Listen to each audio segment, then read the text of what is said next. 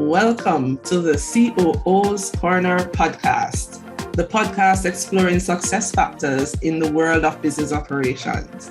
My name is Tamar Nelson, your host, and a specialist in the area of operational resilience. Today, we are exploring the whole matter of navigating hypergrowth, moving your organization up and to the right. At the heart of every organization is its operations. And I also believe that people are the core of what we do, both work together through systems to allow for organizational growth. And in today's dispensation, it can't be business as usual. How can leadership and teams really work together to create hypergrowth? What exactly is hypergrowth, and how is it different from the growth that we always talk about and scaling? In today's episode, we will delve into that topic with Karen. Now, Karen is a strategic advisor, a board director, speaker, and a former Fortune 100 global executive with 20 plus years of experience, successfully partnering with CXOs, senior officers, and their teams to navigate hypergrowth. She has worked with both Inc. 5000 startups and Fortune 500 companies to move business up and to the right through strategy. IPOs, M&As, integration, reorganization, expansion, you name it. Her sterling track record includes the delivery of double-digit growth across all advisor engagements, with over 95% of clients returning for further advising or referring new clients. Karen brings deep people, process, and systems perspective to C-suites and boards. And I found her through one of her articles on Forbes, and I was immediately drawn to and intrigued by these amazing 2x2 matrices. And I'm also thrilled when I found out that she is also a trained industrial engineer, as I am as well. She is the author of No Dumbing Down, a no-nonsense guide for CEOs and organizational growth. And let me tell you, it's a straight talk and a no-nonsense approach to growth, and that's what we want. So Karen, welcome to the podcast. We're really excited to have you today. I'm very happy to be here, Tamar. It's lovely to meet another engineer to begin. But I think we share a similar thought and intention about our work systems, and I'm really looking forward to discussing it with you. Yes, the pleasure is all ours and mine. And to start us off, Karen, please break down for us the whole concept of hypergrowth. We know that growth isn't just about increasing sales, and this is how you started your book as well. But what exactly is hypergrowth, and how is it different from incremental growth and scaling? Yes, so I think all growth is good. It's just that hypergrowth is like growth with a turbocharger. Early in my career, I was fortunate to work for a company called Compact Computer, if you remember them. And we were at that time the fastest growing company in American history. So we had $111 million in revenue our first year, and we were the fastest company to $1 billion in revenue at the time. And so that's hypergrowth. And it would be one thing if you knew that was coming, but as with many of my clients, you don't know and you can't really plan for that. So in large part, what I help organizations do is sort of, once you find that product market fit, when you have all of this demand coming from your customers, helping you sort of create the internal strategies to meet those promises that you made your customers. And most of my clients are like 50+% per year, year-over-year growth rates. Wow. So that's hypergrowth, right? Now, all of my clients are not in that range, but many are. And you can just imagine when you're trying to grow that fast and scale everything in the organization, not just to keep up, but to get in front. Because as you know, there's no steady state. So you can't just keep repeating the things you've been doing. You have to continuously improve your processes, particularly as you grow. Right.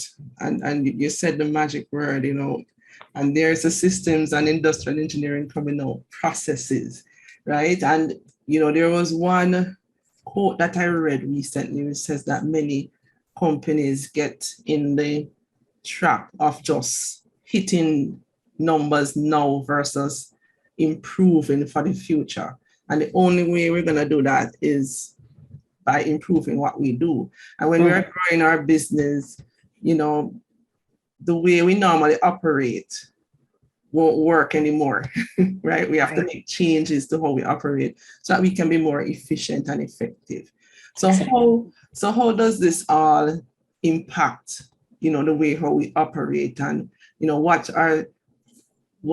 how can we dive into some of the changes that we need to make to allow us not to survive, but to thrive and to scale and to have that hyper growth?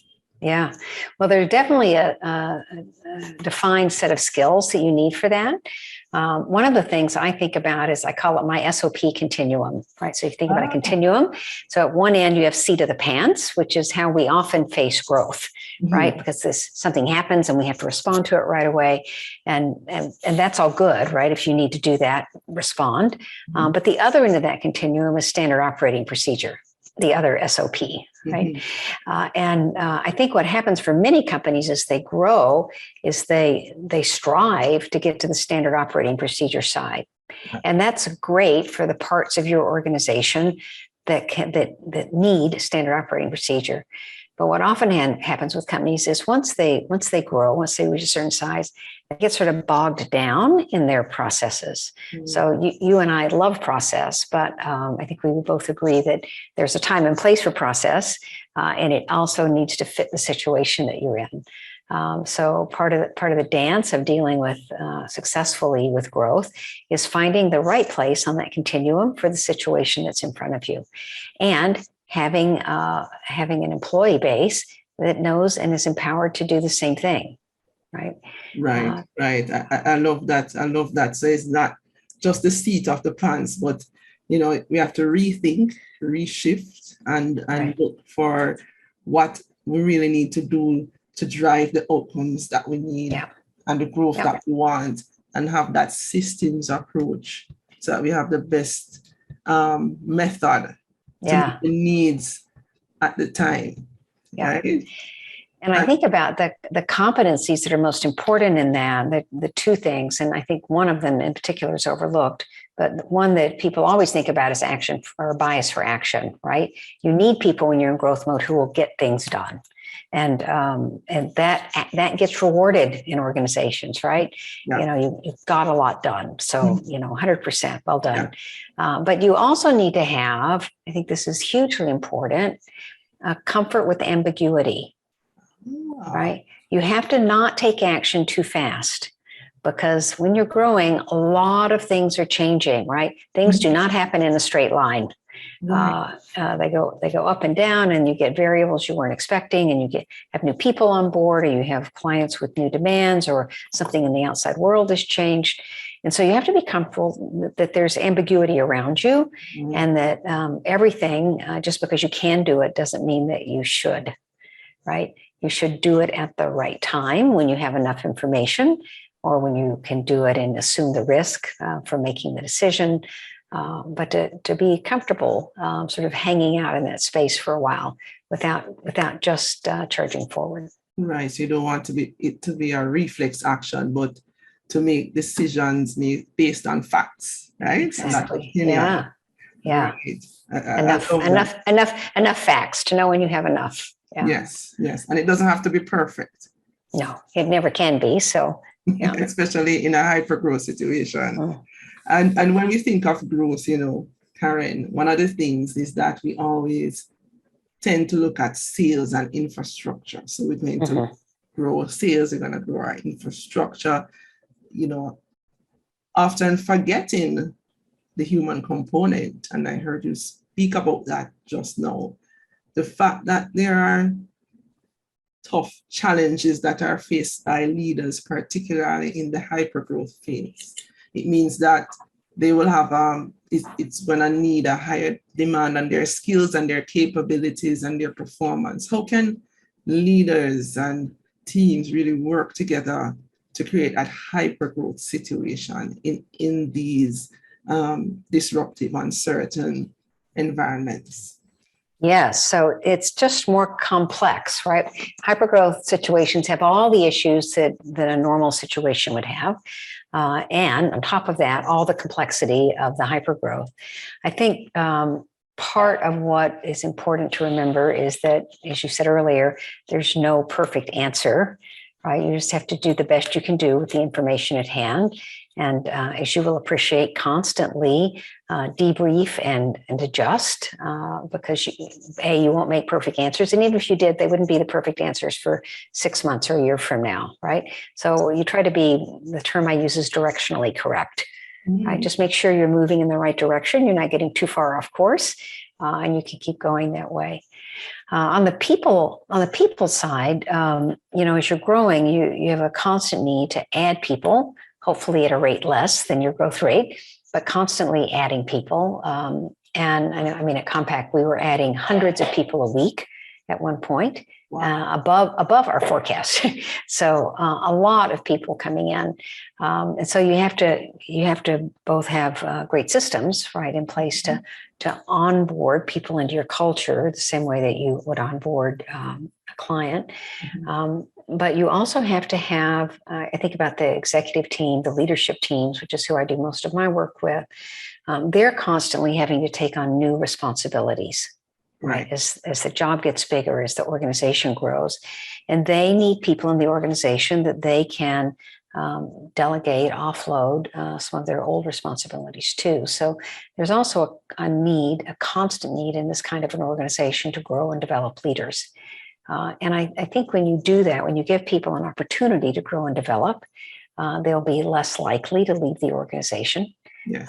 Certainly we could talk about the impacts of the Great Resignation today, but people will be less likely to leave, more likely to stay and have good employee engagement if they have opportunities to grow and engage. And that is, if you're not providing that in a hypergrowth organization, you're missing the boat because it's easy to do in that kind of situation.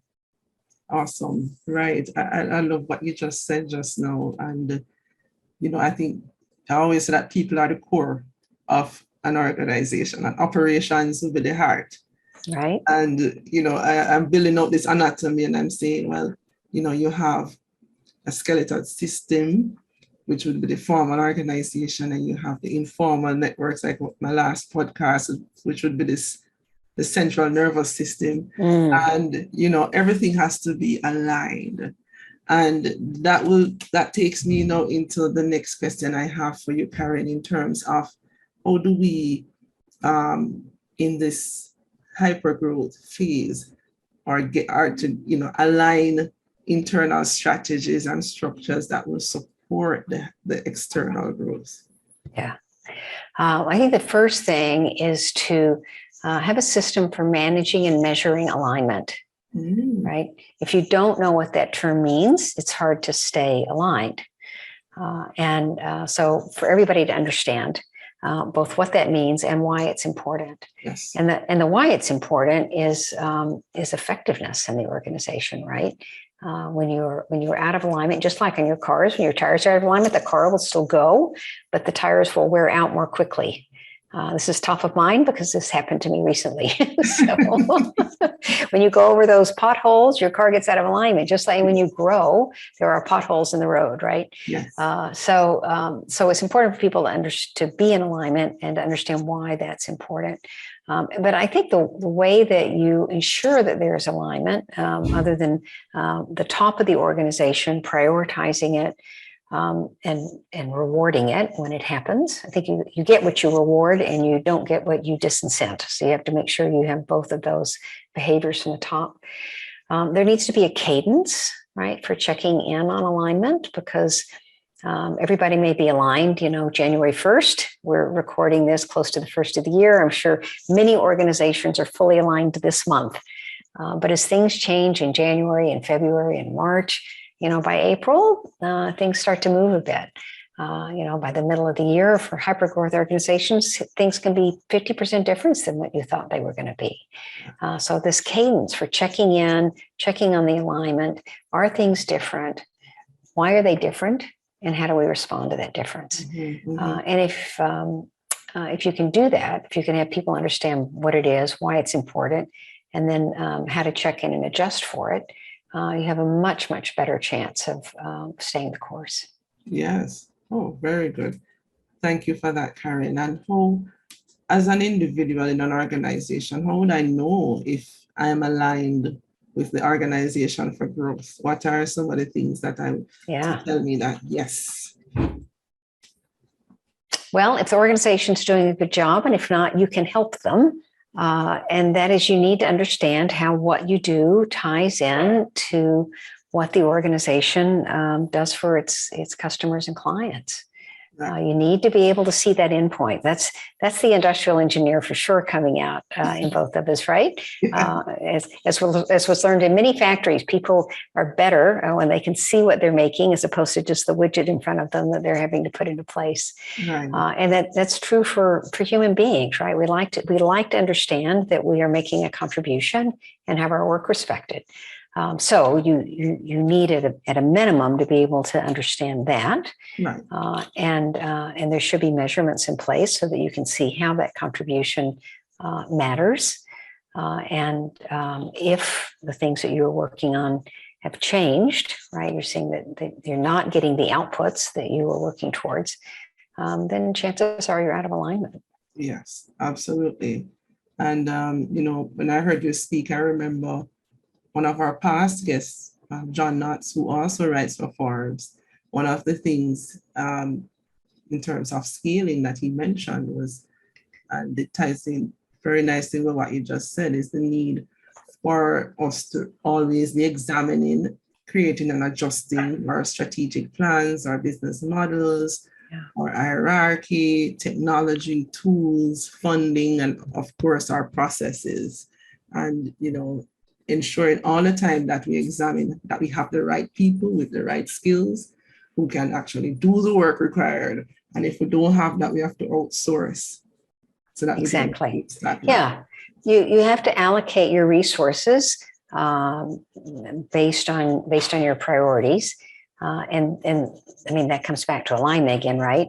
If you say that you want to do X and Y, but you're putting your resources against A and B, you are not aligned. That has to be corrected, and people notice, right? If you're not doing the things that you say are important to you. Right.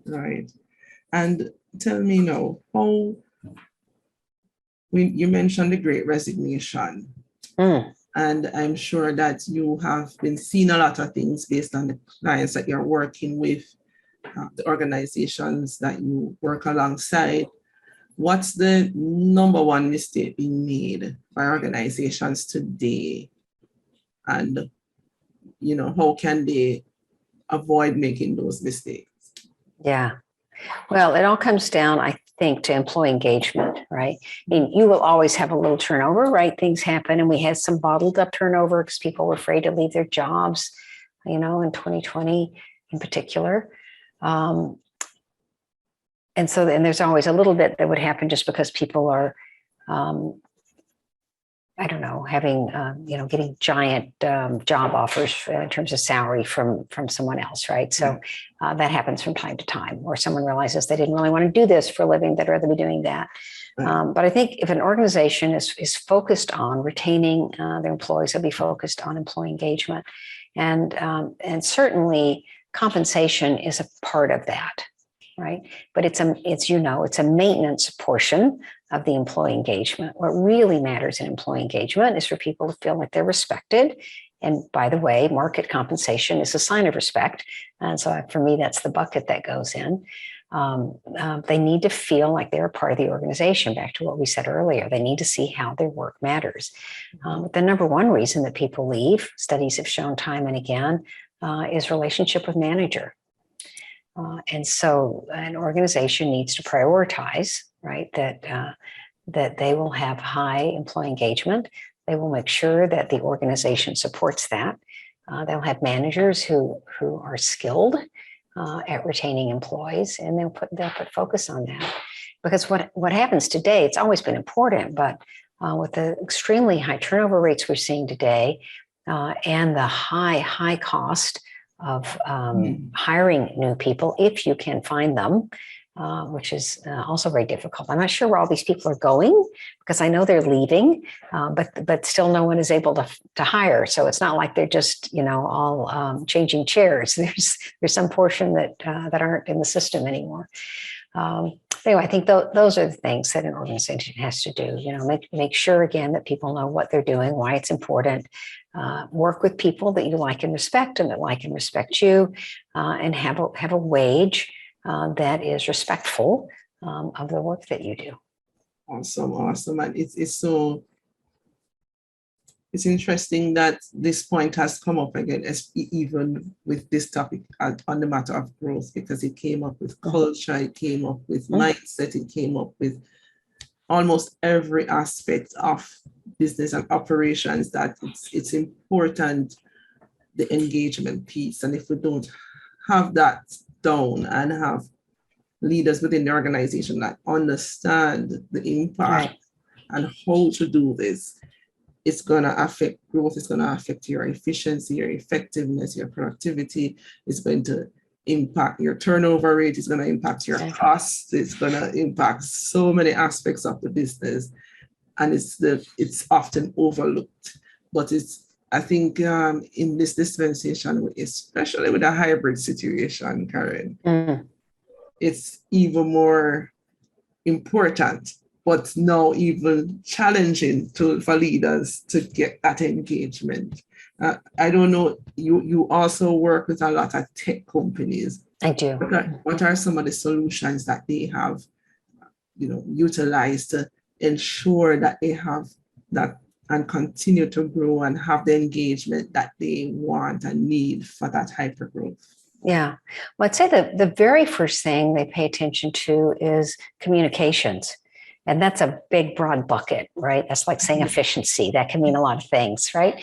But communications, both in terms of having everyone in the organization know as much information as they can about what's going on, what the organization is doing, why it's doing it, what the issues are, how they can help. Just information about the organization in general, so that people feel like they're part of something.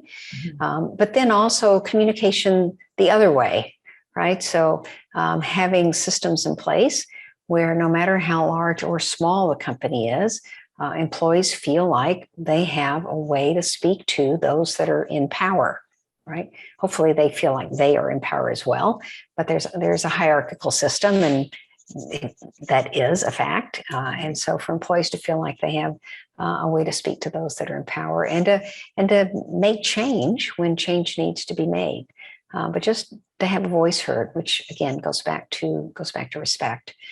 So I think that's the number one thing, is for people to pay attention. The other thing, and this has just been a sort of a revolution over the last 5 to 10 years, but particularly the last 5 years, is really paying attention to allowing some flexibility in terms of both where you work, but also how and when you work, right? There is absolutely no need for most of the people on the planet who work to go into an office every day and sit in a cubicle, as we did for generations, right? We have evolved systems that allow us to go beyond that. Now, I spend a lot of my time doing leadership development with senior teams, working with teams in general, cross-functionally, doing integrations. If there's been a merger and acquisition where you're trying to integrate the organization, and there is no substitute for face-to-face, right? You definitely form a deeper relationship. You put social capital into the system better. Everything is better when you're face-to-face for certain tasks.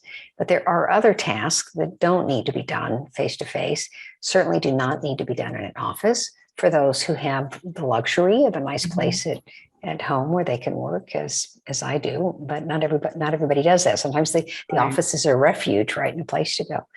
But there's no reason, and certainly the majority of tech companies, if not the vast majority, are allowing more flexibility in terms of when you work and where you work. But part of what's happened over the years is my first company that I started when I left Compact was called Work Anywhere. Wow. And because, you could see it was coming, we had computers, we had mobile phones. And when was this? This was decades ago. This was a long time ago. And you saw this coming. I was a little early, but the point of that is when I would mention that to people, managers would say, well, if my employees don't come in, how will I know if they're working? And the answer was then, as it has been recently with managers, how do you know now, right? All you know now is they show up, right? And that's not what you hired them for, right? How do you know if they're doing their jobs now? Because that is the same standard wherever they're doing it from. Now, certainly there are jobs where you need to be face-to-face in the same room, collaborating, which can be done in this format. There are all kinds of tools now to help us with that. But again, you need to have at least the beginning of a project or a team. I think that face-to-face in person, if you possibly can. Absolutely. And, one of the things I often say to my clients is that if you're doing the same thing you were doing last year, you're doing something wrong. Yes, your clients are fortunate to have you with that outlook. Yeah. Because we have to be constantly adapting to what's happening. And, I see a lot of organizations holding on to that time-based approach. And we are now in an era where it's results and outcomes driven actions that we need to really be driving. And, the employees are resisting. And what happens is that they will clock in and mentally clock out. So, you mentioned earlier, you're adding people and you make sure you add people at a rate that's less than, exactly your growth. Yeah. Your growth, right? But what's happening is that the people are adding in and the growth is the same or less. And because there's not a right fit, we're focusing on the wrong things, we are rewarding the wrong things, as we mentioned earlier, and we really have to change our approach, especially now, and get out of that mentality. I mean, it worked well at the time, but this is, a few decades ago, but now we really, really, really have to move with the times and see that a more flexible and adaptable approach will work best, especially with the generation that we have now in the workforce. And in fact, people in general will be more productive when they're not just working on time, when they're working on outcomes. Yes. Right. Nobody gets up in the morning and says, I'm excited to work 8 hours today, right? People get up and say, I'm excited to create X or to provide service Y. Or whatever it is that they're doing, they don't get up in the morning excited about the time they're going to put in. No, and they will put in the time even if it means midnight to get it done. And so when they get it done, they may be tired but they feel energized at the same time, knowing that they have gotten the results, gotten the outcome, made that change, added that value.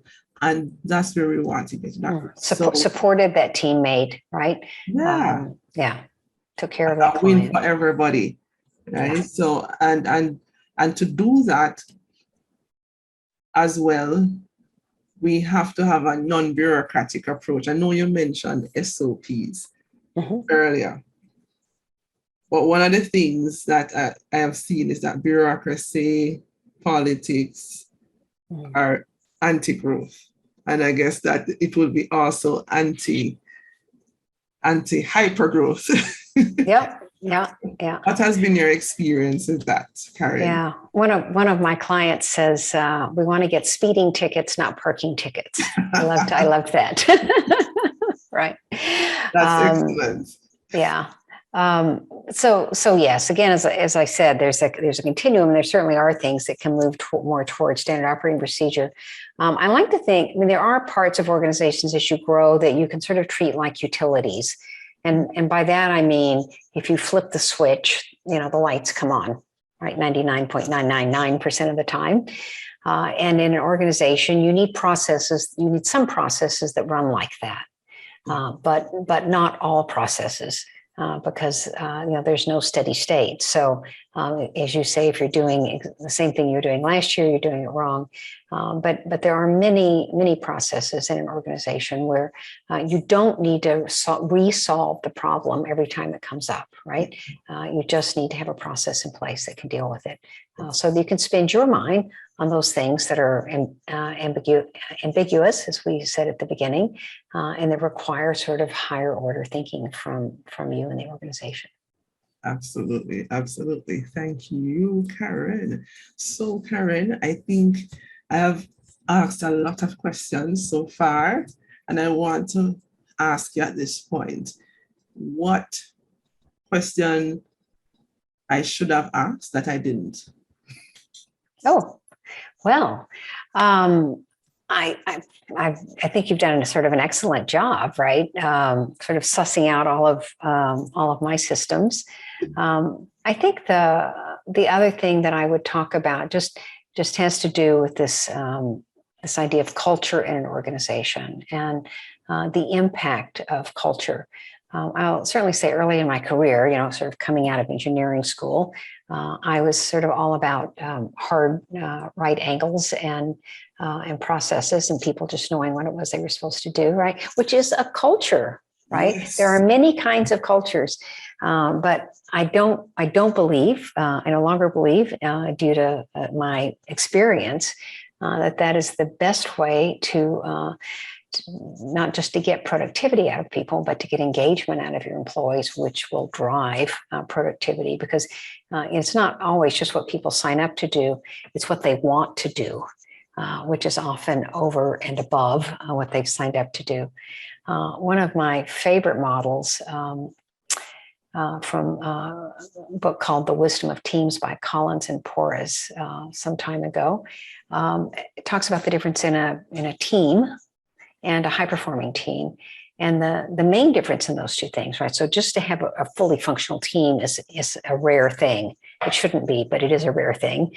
But to actually have a high-performing team, the difference in that is that the team members care about the success of their colleagues. And it doesn't mean that you have to, go on and have a beer with them or any of that, although that's all good. Yes. But you care about their success. And if you care about their success, you're going to do things like let them know in advance if you see a speed bump that they're coming up on, or if you know that they have an area that is a weakness or developmental need, and some other way to help get that thing done, you're going to help them and support them with that. If you've got strengths that can be useful to your teammates, you're going to offer to lend them, and they will offer to lend them to you, right? You're going to care enough to give feedback to people. You're going to care enough to call out when things are not done that were supposed to be done. And it'll happen in a non-defensive atmosphere in a high-performance team.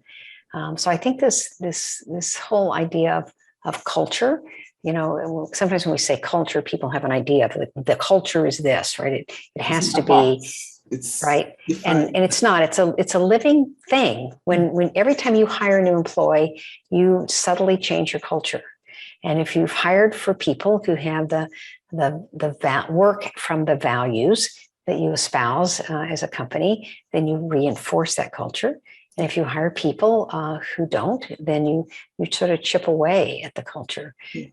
And the worst thing you can do is see someone in a management or leadership position who acts differently. Not that diversity is not good, I'm not saying that, but if you have a culture that you're trying to reinforce, you need to make sure that it's being reinforced by the people who can reward performance. Wow. That was right on point. I'm so happy I asked that question of you. So many gems in that. Could you repeat the name of that book So that Yes, it was a book and a Harvard Business Review article.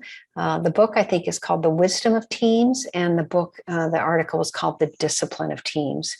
By Jim Collins and I think Jerry Porras.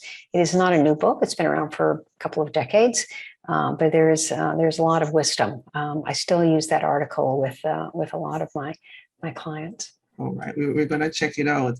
And, I can really relate to you with coming out of engineering school and having that rigid view that, people are to know what they need to do and that's it. And, have a rigid approach, and having to soften that a lot and to really get to know the people you're working with and knowing their strengths as well and their likes and, what they're naturally good at and developing that and engendering that growth, and it's so much more fulfilling and rewarding and more productive as well than the more rigid regimental approach, so yes.